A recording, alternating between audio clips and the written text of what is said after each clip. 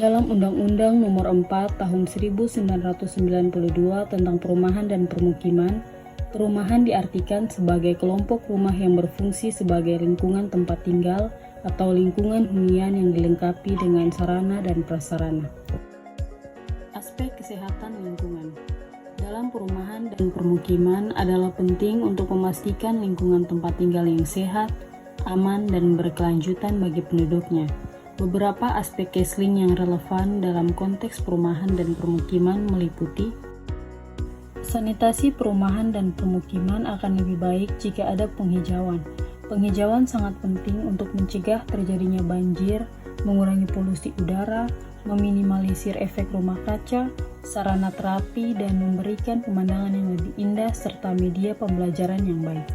Pengolahan sampah merupakan kegiatan yang sistematis, menyeluruh, dan berkesinambungan yang meliputi pengurangan dan penanganan sampah.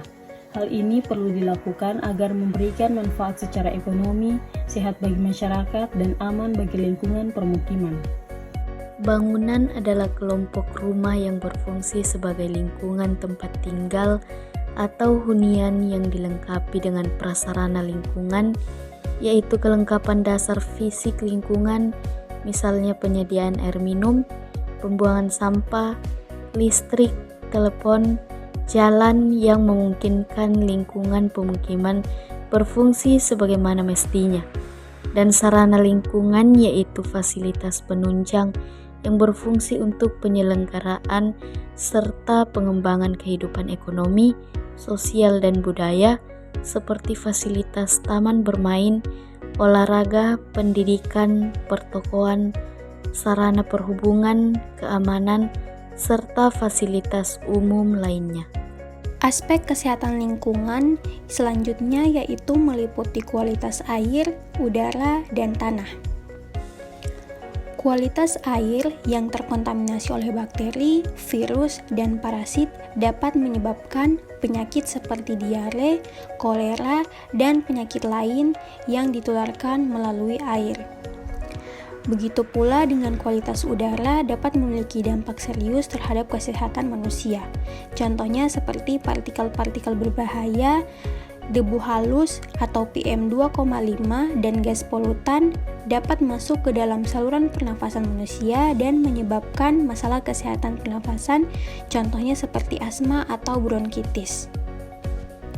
Tanah yang terkontaminasi oleh bahan kimia seperti pestisida, logam berat, dan limbah industri juga dapat memengaruhi kualitas pangan yang tumbuh di tanah tersebut. Dan jika manusia mengonsumsi makanan yang terkontaminasi dari tanah tersebut, dapat timbul masalah kesehatan seperti keracunan makanan, gangguan sistem saraf, gangguan hormonal, dan risiko kanker. Yang keempat, kualitas kebisingan dan getaran. Kualitas kebisingan dan getaran di perumahan dan pemukiman dapat bervariasi tergantung pada beberapa faktor. Berikut adalah beberapa hal yang perlu dipertimbangkan. Yang pertama, lokasi geografis.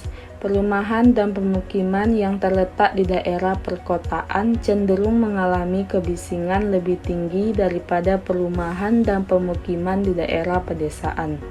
Yang kedua, jenis aktivitas di sekitar. Perumahan dan pemukiman yang berdekatan dengan bandara, rel kereta api, stasiun kereta, jalan raya, atau pusat hiburan akan menghadapi tingkat kebisingan dan getaran yang lebih tinggi. Yang ketiga, kualitas bangunan. Bangunan yang baik dapat membantu mengurangi kebisingan dan getaran yang masuk ke dalam rumah. Contoh, pintu yang rapat dan bahan peredam suara adalah solusi untuk mengurangi gangguan. Yang keempat, faktor lingkungan lainnya. Faktor-faktor seperti cuaca, kebisingan tetangga, dan aktivitas industri di sekitar. Pembangunan perumahan dan pemukiman yang mempertimbangkan pengendalian kebisingan dan getaran dapat menciptakan lingkungan yang nyaman dan damai. Yang kelima, pengendalian vektor. Pencegahan penyakit yang ditularkan oleh vektor seperti nyamuk, lalat, atau tikus merupakan bagian penting dari aspek kesehatan lingkungan perumahan dan pemukiman. pengendalian vektor melalui penggunaan insektisida, pengolahan sampah yang baik, menggunakan alat semprot, dan pencegahan sarang vektor dapat membantu mengurangi risiko penyakit. Dengan hal ini dapat meminimalisir penyakit yang diakibatkan oleh vektor tersebut.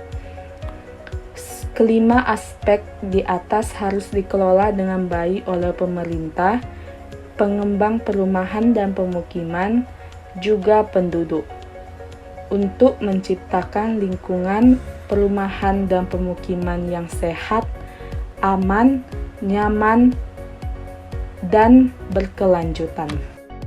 Kesimpulan yang dapat diambil kelompok kami yaitu aspek kesehatan perumahan dan lingkungan pemukiman dihubungkan dengan definisi sehat menurut WHO, yaitu sehat adalah suatu keadaan yang lengkap dari fisik, mental, dan kesejahteraan sosial, tidak hanya sekedar bebas dari sakit dan cacat yang memungkinkan seseorang dapat bekerja secara produktif.